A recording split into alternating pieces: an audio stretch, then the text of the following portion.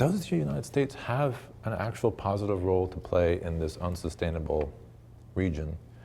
And should we even be taking sides? It seems that right now is a moment where countries are vying for support of the United States, either moral support or material support.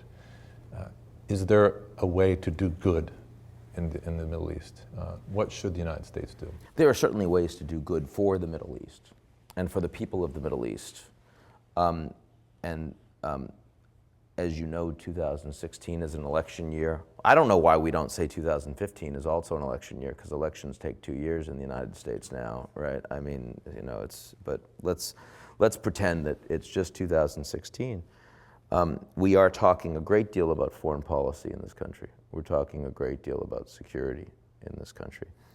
We are not talking very much about what we should be doing for all of the people that are displaced. So one way the Americans can and do good in the region is we are providing by far the largest amount of humanitarian aid in the region, both to the countries and also for displaced peoples. And I think that's very important. We're helping to build infrastructure. We're helping to improve healthcare. Are we doing enough?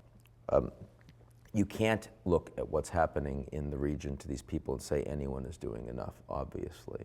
But we're doing vastly more than anyone else, and that should make us proud, and we shouldn't lose sight of that. The Japanese are number 2, and the Americans, at least, we've got some proximate responsibility. You know, we blew up the Iraqi institutions, we kind of broke it, and Colin Powell did say that meant that we had some responsibility to fix it, right? Crate and barrel always work that way. It's not clear why the barrel of your gun doesn't, right? So when I think about that, the Japanese didn't break a damn thing, right? But you know, they're just generally nice people. So I mean, they're spending a lot of cash, and then after that, it tails off pretty dramatically. Now, you and I have spoken in the past, and we spoke here last year about how disgusted I was that we lived in a country that had the Statue of Liberty, and yet we were doing nothing to respond to the refugee crisis. Well, in the last 12 months, it's gotten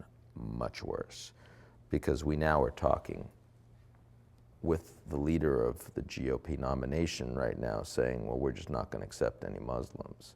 Doesn't matter if it's constitutional or not. And that is I don't care who's delivering the message. It is a message that has resonance in the United States. There's no political willingness to make a difference. 25,000 people, Hillary Clinton talking about. I mean, the Germans are taking 1 million, and the Germans are looking to the US, their most important ally in the world, and they recognize that they're getting nothing.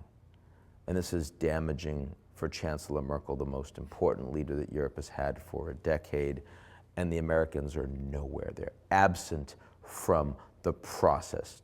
And obviously, the ethical dimension of that is huge. Now, more broadly, the question of what should we be doing on the ground in the region,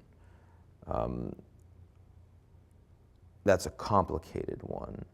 The easiest way for me to answer that is to say that 95% of the conversation that we of a nation have been having about the rise of ISIS and the war in Syria has been about military solutions.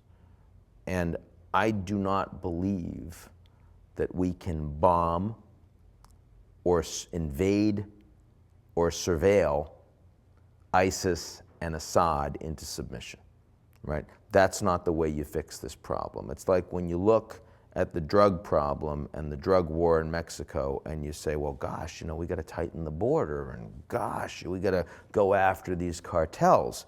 Actually, what you need to do is stop the demand for drugs. And unless you do that, the drugs are going to find a way to get to the people because the money is there. Well, it's not that the money is there right now in the region. In fact, a lot of the money isn't there the way it used to be, but the demand is there. The demand for this radical jihad. And we Americans need to spend a lot more time talking and thinking about what are the ways that you can provide alternatives to the demand for ISIS. We are not doing that.